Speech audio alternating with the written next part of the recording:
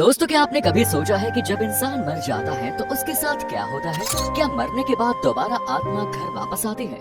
और आखिर मरने के बाद शरीर में क्या बदलाव आते हैं? क्यों मरने के 13वें दिन 13वीं मनाई जाती है? मरने के बाद आत्मा कहाँ जाती है और आत्मा के साथ क्या होता है? अगर आप भी इन्हीं सारे सवालों के जवाब जानना चाहते हैं तो चलिए फिर आज हम आपको बताते हैं। हर कोई यही जानता है और यही मानता है कि जिंदगी एक बार मिलती है, लेकिन हकीकत तो ये है कि इंसान को मौत भी एक बार ही मिलती है।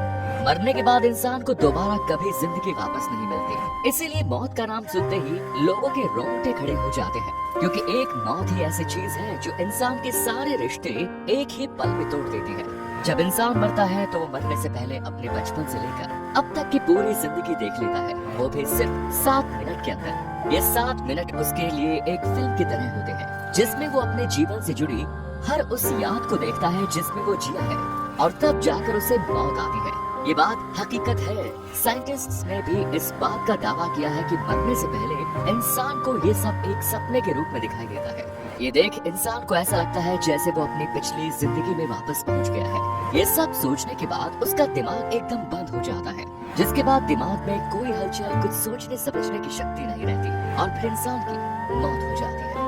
आपने देखा होगा कि मरने के बाद इंसान के पैर एकदम बर्फ जैसे ठंडे हो जाते हैं, धीरे धीरे उसका शरीर भी निढाल हो जाता है। ऐसा क्यों? तो इसके बारे में जानने से पहले अगर आपने अभी तक वीडियो को लाइक नहीं किया और चैनल को सब्सक्राइब नहीं किया तो जल्दी से कर दीजिए। दोस्तों, ऐसा इसलिए होता है क्योंकि मौत के कुछ वक्त पहले ही इंसान के शरीर में हरकत होना शुरू हो जाती है। इंसान को एहसास हो जाता है कि अब उसका जीवन यहीं खत्म होने वाला है, और इसीलिए उसका धरती से कनेक्शन यानी अर्थ सोल चक्र कनेक्शन टूट जाता है, और उसका धरती से कोई भी कनेक्शन नहीं रहता। इसी वजह से मरने के बाद इंसान के पैर ठंडे पड़ जाते हैं, और यही वजह है कि मरने के बाद आत्माएं जमीन पर न रहकर हवा में उड़ने लगती है। जब इंसान मरता है तो उसकी आत्मा पैरों से बाहर निकलना शुरू हो जाती है, और आखिर में मुंह से होते हुए शरीर से बाहर निकल जाती है। ऐसा कहा जाता है जिसके कर्म जैसे होते हैं वैसे ही उसकी आत्मा निकलती है। यानी अगर कोई इंसान अच्छा है तो उसकी आत्मा बड़ी ही आसानी से बिना तकलीफ के शरीर को छोड़ देती है।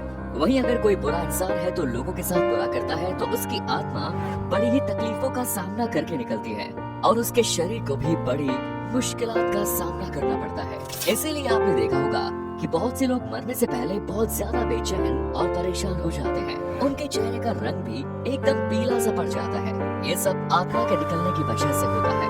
आत्मा इतनी आसानी से शरीर को छोड़ने के लिए तैयार नहीं होती, क्योंकि इतने समय से आत्मा का शरीर के साथ एक गहरा रिश्ता बन जाता है। आत्मा को भी उसी शरीर की आदत पड़ जाती है।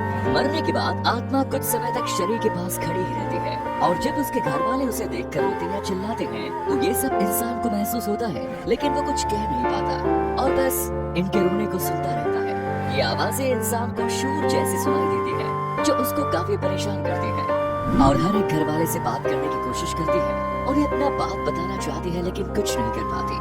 अब बारी आती है आत्मा के परलोक जाने की। इसके लिए भगवान 2 यमदूत जमीन पर भेजते हैं, जो उस आत्मा को अपने साथ परलोक की यात्रा कराने के लिए ले जाते हैं। यमदूत उन्हीं लोगों के साथ बुरा बर्ताव करते हैं जो पापी होते हैं या फिर दूसरों के बारे में हमेशा बुरा सोचते हैं। इसके बाद दोनों यमदूत उस आत्मा को अपने साथ परलोक लिए जाते हैं। पहले इस आत्मा को एक गुफा से होकर जाना पड़ता है, और फिर बाद में परलोक का रास्ता दिखाई देता है।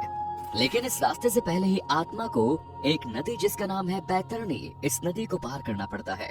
इस नदी में पानी नहीं होता, बल्कि भड़कती हुई आग होती है। यहाँ पे इंसान के कर्मों का ही हिसाब होता है। जैसे जो कर्म करता है वैसे ही उसके साथ होता है। इसके बाद आत्मा को परलोक लाया जाता है, जहाँ यमराज उसका हिसाब करते हैं, और चित्रगुप्त से उस इंसान के किए हुए कर्मों का सारा हिसाब मांगते हैं। चित्रगुप्त के पास हर एक इंसान का सारा लेखा जोखा होता है, जिन्हें वो यमराज के सामने रख देते हैं। अब यहाँ भी इंसान के कर्म ही उसका साथ देते हैं। अगर कर्म अच्छे होते हैं तो वो एक भला इंसान होता है, तो उसे स्वर्ग में भेज दिया जाता है।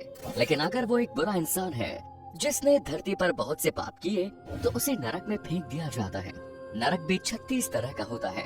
ऐसे ही कुछ समय पहले एक आदमी मर गया था, और उसे 2 यमदूत उठाकर अपने साथ ले गए। इस शख्स ने बताया कि जब मेरे अंदर से आत्मा को खींचा गया तो ऐसा लग रहा था जैसे किसी मुलायम कपड़ों को कांटों पर से खींचा गया हो। मुझे बहुत तकलीफ हो रही थी। उसके बाद मुझे परलोक ले जाया गया। वहाँ रास्ते में एक नदी पड़ी जिसमें आग और बहुत सारे कीड़े मकोड़े थे। मुझे उस नदी को पार करने के लिए कहा गया। अगर मैं उसे पार न करता तो यमदूत मुझे मारने लगते। मैंने बड़ी मुश्किल से उस नदी को पार किया और फिर मैं परलोक पहुंचा, जहां एक बहुत बड़ा दरवाजा था। वो दोनों यमदूत बाहर रुक गए और मुझे अंदर भेज दिया गया। सामने यमराज बैठे थे। उनकी आवाज इतनी खतरनाक थी कि मेरे होश उड़ गए। उन्होंने यमदूत से कहा कि इसे क्यों ले आए, इसका अभी तक वक्त ही नहीं आया। और फिर मेरी आंखों पर पर्दा डाल दिया गया। जब मेरी आंखें खुली तो मैं अपने घर वालों के बीच था। ये एक सच्ची घटना है जो आज से ठीक 10 साल पहले पूरण सिंह के साथ हुई। ये सिर्फ एक ही घटना नहीं बल्कि साल दर साल साइंटिस्ट्स के सामने ऐसी बहुत सी घटनाएं सामने आती रहती हैं और ना जाने कितने लोग मौत को छूकर वापस आ जाते हैं। तो वही कुछ लोगों का कहना है कि जब वो मर गए थे तो वो एक अलग दुनिया में पहुंच गए जहां बहुत रोशनी थी। कुछ अलग लोग थे जो उनसे कह रहे थे कि अभी तुम्हारा वक्त नहीं आया है। ऐसे ही और भी लोग हैं जिनका कहना है कि मरने के बाद उन्हें अलग सी चमक, खुशी का एहसास होता था। साथ ही उन्हें बहुत प्यार भी मिलता था। क्या आपने कभी सोचा है कि मरने के बाद इंसान के शरीर को अकेला क्यों नहीं छोड़ा जाता? इस राज के बारे में जानने से पहले इस वीडियो को अगर अभी तक आपने लाइक नहीं किया और चैनल को सब्सक्राइब नहीं किया तो जल्दी से कर दीजिए। गरुड़ पुराण के अनुसार ऐसा माना जाता है कि अगर डेड बॉडी को अकेला छोड़ा जाता है तो उस पर दूसरी बाहरी शक्तियों का नकारात्मक ऊर्जाओं का वास हो जाता है, यानी भूत प्रेत उस आत्मा पर कब्जा कर लेते हैं और पूरी तरह से आत्मा उनके वश में हो जाती है। इसीलिए न रात के समय में शव को अकेला छोड़ा जाता है और न ही दिन के समय में। अब बात करते हैं 13वीं तक पिंडदान क्यों नहीं किया जाता, इससे आत्मा को क्या फायदा होता है। ऐसा कहा जाता है कि जब यमदूत आत्मा को दोबारा उसके घर वालों के पास छोड़ते जाते हैं तो आत्मा बहुत ज्यादा कमजोर हो जाती है, क्योंकि वो बहुत कुछ झेल कर आई होती है और उसके अंदर इतना दम और ताकत नहीं रहता कि वो दोबारा परलोक जा सके।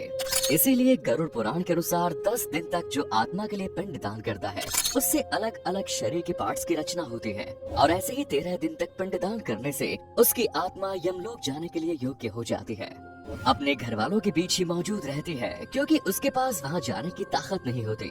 और ऐसे ही आत्मा मृत्युलोक से यमलोक के लिए जब जाती है तो उसे 1 साल का समय लगता है और इतने लंबे सफर के लिए 13 दिनों तक जो भी पिंडदान या क्रियाक्रम किए जाते हैं वो इसके भोजन जैसा होता है, जिसके दम पर ये यमलोक का रास्ता पार कर सकती है। इसीलिए पिंडदान करना बहुत जरूरी होता है। अब आप सोच रहे होंगे कि ये बातें हमें कैसे पता। ये सुनने में भले ही एक परियों की कहानी लग रही है, लेकिन ये सब सच है क्योंकि मरने के बाद का खुलासा खुद गरुड़ पुराण में किया गया, जो कि एकदम सच है।